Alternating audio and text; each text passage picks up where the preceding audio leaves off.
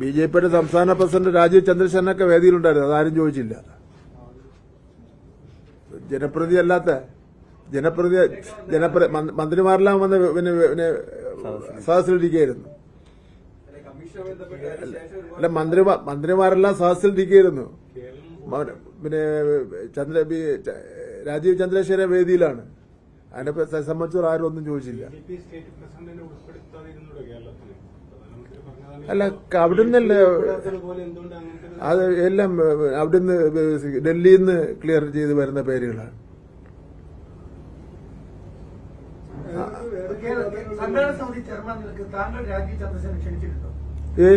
അങ്ങനെ ക്ഷണിക്കുമോ?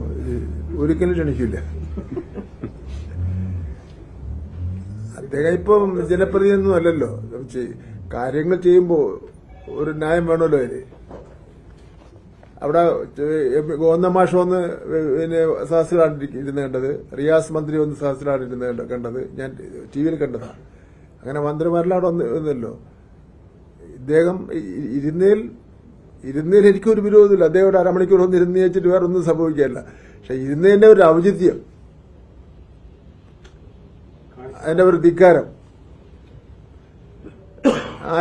ആരും നമുക്കെതിരെ പറയാനൊന്നുമില്ല എന്നുള്ളതാണ്. അല്ല, ഞാനത് ചെയ്യും എന്നുള്ള ഇന്ത്യ ഗവൺമെന്റ് ഭരിക്കുന്നത് ഞങ്ങളാണ്. അതുകൊണ്ട് അത് ആ ധിക്കാരം.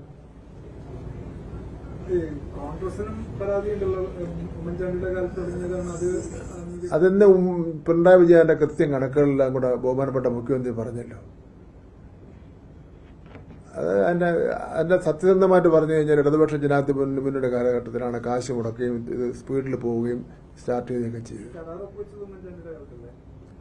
അത് ശരിയായി. അത് കരാറ് പൂർണ്ണമായി ഒപ്പുവെച്ചില്ലല്ലോ.